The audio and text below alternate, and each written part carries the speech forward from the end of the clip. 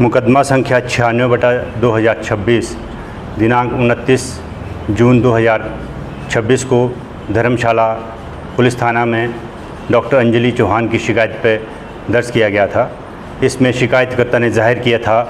कि इनके मकान से 29 या 28 की रात को कुछ सोने के आभूषण और अन्य कुछ वैल्यूएबल्स चोरी हुए थे। इस संबंधित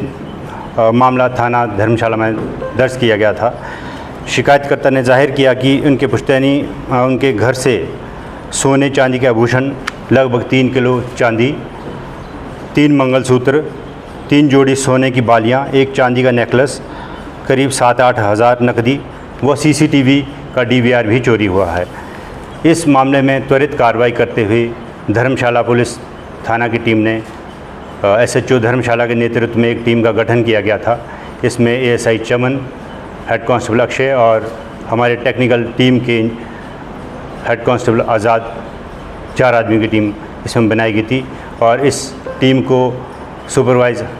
additional SP headquarter Jaswal ji कर रहे थे। इस पर त्वरित कार्रवाई करते हुए पुलिस ने भौतिक साक्ष्यों को एकत्र किया और टेक्निकल सपोर्ट से डाटा एनालिसिस के बेसिस पे हमने कुछ फतेहपुर जो चोरी जिस घर से चोरी हुई थी उसके आसपास के मकानों में या चौराहों से हमने कुछ फुटेज निकाली थी, जिस बेसिस पे हमने कुछ सस्पेक्ट आइडेंटिफाई किए थे और सस्पिशन के बेसिस पे जो पुराने घटनाओं में, चोरी की घटनाओं में संलिप्त पहले के मुलजिम रहे हैं उनको पूछताछ के लिए बुलाया। कड़ी पूछताछ के बाद 2 अपराधी, जिसमें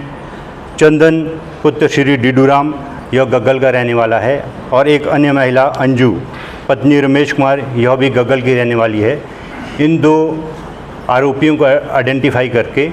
इसमें इनकी गहन पूछताछ करके इन्होंने अपने जुर्म को कबूला है। इन्होंने यह जाहिर किया कि इन दोनों आदमियों ने अंजलि चौहान के घर से ही चोरी करी थी और दोनों ने ये जो गहने थे आपस में डिस्ट्रीब्यूट कर लिए थे। पूछताछ के दौरान चंदन ने बताया कि इसने करीब 15 तोला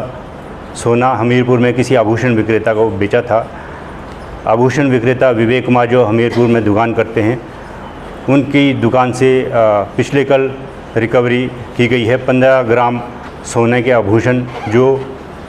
सोना को गला दिया गया था, उसे पिछले कल रिकवर किया गया है और उनको नोटिस सर्व किया गया है जो पूछताछ में शामिल हो रहे हैं। 2 व्यक्ति जो मेन मुख्य आरोपी रहे हैं अंजू और चंदन, इनको पिछले कल गिरफ्तार करके अदालत में पेश किया गया था। उनका रिमांड लेके पुनः आज अंजू की निशानदेही पर गग्गल के पास से, इसके घर के समीप ही गग्गल पुल के पास झाड़ियों में इसने करीब 35 तोला सोने के आभूषण छुपा के रखे थे, उनको आज रिकवर कर दिया गया है और शिकायतकर्ता की निशानदेही पे इनको आइडेंटिफाई किया गया कि ये वही गहने हैं जो चोरी हुए थे। तो टोटल रिकवरी इन 2 आरोपियों से 50 तोला सोना और 1 किलो 200 ग्राम चांदी की रिकवरी हुई है, जिनकी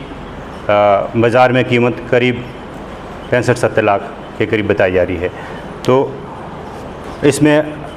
और भी किसी अन्य आरोपी की संलिप्तता है या नहीं है, इस बारे में भी इनसे अभी पूछताछ की जा रही है, क्योंकि 4-5 दिन का इसमें रिमांड हासिल हुआ है। व्यक्ति को पूछताछ में शामिल किया जा रहा है, उस पर गिरफ्तारी का नोटिस हमें इसको दिया गया है। हालांकि अभी तक चोरी में शामिल इसमें रिकवरी जो इससे हुई है इसमें पूछताछ में अभी शामिल हुआ है। इस व्यक्ति को भी फर्दर इसमें गिरफ्तारी की जाएगी। सर, ये जो गिरफ्तार किए हैं क्या अन्य चोरियों में भी संलिप्तता रही है? हाँ, जो ये मुख्य आरोपी चंदन है, इससे पहले भी करीब 11 केसेस चोरी के इस पे चल रहे हैं, जो पहले की वारदातें इसने कर रखी हैं। जो भी प्रवासी मजदूर हैं उनके रजिस्ट्रेशन के लिए जिलाधीश कांगड़ा द्वारा नोटिफिकेशन जारी की गई है, जिसमें जो भी व्यक्ति अपने घरों में बाहरी प्रवासी मजदूर या बाहरी राज्य के किसी भी व्यक्ति को जो किसी काम के सिलसिले में यहाँ पर रह रहे हैं, उनका रजिस्ट्रेशन पुलिस के पास करवाना अनिवार्य है। इस संबंधित सभी पुलिस थानों को निर्देश दिए गए हैं कि अपने इलाके में जहाँ कहीं भी कोई रेंट बेसिस पे बाहर का आदमी रह रहा है या प्रवासी मज़दूर है, उनका आइडेंटिफिकेशन किया जाए, उनका पूरा रिकॉर्ड थाने में रखा जाए, वो क्या काम कर रहे हैं उनकी पहचान रखी जाए। हाँ, इनकी पूछताछ में ये बात सामने आई कि काफ़ी दिनों से इस घर के आसपास कुछ रैग उठाने का काम करते थे, कबाड़ वगैरह उठाते हैं, और उस दौरान इन्होंने इस मकान की रैकी कर ली थी, क्योंकि शिकायतकर्ता उस रात को किसी शादी समारोह में धर्मशाला से बाहर गई थी, जिस वजह से उनके घर में ये चोरी की वारदात की गई थी। सर, ये जो सीसीटीवी हार्ड डिस्क है वो भी बरामद हुई है? हाँ जी, इसमें इनकी निशानदेही पे सीसीटीवी हार्ड डिस्क को भी हमने रिकवर कर दिया गया। ये फतेहपुर में इसने पुल के पास खड्ड में फेंक दी थी। इसमें सीसीटीवी के टूटे हुए टुकड़े भी हमें रिकवर हुए हैं, जिससे आइडेंटिफाई हुआ कि ये वही सीसीटीवी कैमरास थे। सर, जो डीवीआर जैसे बताया कि डीवीआर जो ले गए थे, तो क्या चीज़ जो है हेल्प की इसमें चोरी जो चोरों को पकड़ने के लिए? उस डीवीआर को अभी एफएसएल के लिए हमने एनालिसिस, क्योंकि वो डैमेज हो चुकी है, जो भी हमने एनालिसिस किया था वो तो जो पड़ोस में इनके मकान के साथ में जो भी अन्य मकान थे उनके सीसीटीवी फुटेज को एनालिसिस करने के आधार पर हम इस घटना के अंजाम सॉल्व करने में कामयाब हुए। तो क्या संदेश रहेगा लोगों के लिए? मेरा स्थानीय लोगों से या जिला कांगड़ा की समस्त जनता से यही आग्रह है कि जो लोग अफोर्ड कर सकते हैं वो अपने घरों में सीसीटीवीज़ इंस्टॉल करें और उनको ऑनलाइन करें, ताकि अगर कोई भी घटना इस तरह से उनके मकान के आसपास कोई अंजाम देना चाहता है तो वो उसमें रिकॉर्ड हो जाए, ऑनलाइन रख सकते हैं, ताकि उनके मोबाइल में उसका डाटा आ जाए। जो कोई अफोर्ड कर सकता है वो अलार्म सिस्टम रखें, और थोड़ा अपने पड़ोस में या स्थानीय पुलिस को,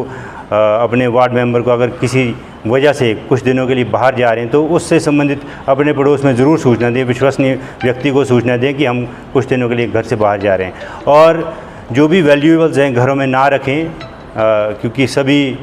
वार्ड में या शहरों में या गांव में अब बैंक की सुविधा है, बैंक्स में लॉकर हैं, तो उसमें रखना सुनिश्चित करें, इस तरह का रिस्क ना लें। सर, कई बार लोग सोशल मीडिया में भी अपने बारे में बताते हैं कि आज हम यहाँ घूमने जा रहे हैं, वहाँ घूमने, कितना ऐसे चोरियों में ये चीज़ हेल्प करती है? जी, ये भी काफ़ी नुकसान करता है व्यक्ति के लिए। अपने बारे में ज़्यादा डिटेल देना भी नुकसानदायक रहता है, क्योंकि जो व्यक्ति इस घटना में इस तरह के मामलों में संलिप्त रहते हैं उनकी नज़र हमेशा ऐसे सॉफ्ट टारगेट रहता है जो भी जिनके पास काफ़ी प्रॉपर्टी घर में होती हैं। तो दूसरा मेरा आग्रह ये भी रहेगा स्थानीय व्यापार मंडल से, सभी व्यापार मंडल से, हालांकि पुलिस गश्त शहरों में रहती है, उसको नेट चेकिंग के तौर पे हमारे टीम में थानों से भी जाती है। हमारे सभी अफसर बारी बारी से पूरे ज़िले में जितने भी टाउन्स हैं, सिटीज़ हैं, हम गश्त करते हैं, पेट्रोलिंग पे जाते हैं, और जो भी असामाजिक तत्व हैं उन पर पुलिस एक्ट के तहत या प्रिवेंटिव मेजर्स में लगातार कार्रवाई करते भी रहते हैं। पर फिर भी व्यापार मंडल से मेरा ये आग्रह रहेगा कि अगर वो अफोर्ड कर सकते हैं तो वो अपने स्थानीय मार्केट के लिए 2-4 व्यक्ति रात के लिए चौकीदार के तौर पे, गश्त के तौर पे ज़रूर रखना सुनिश्चित करें।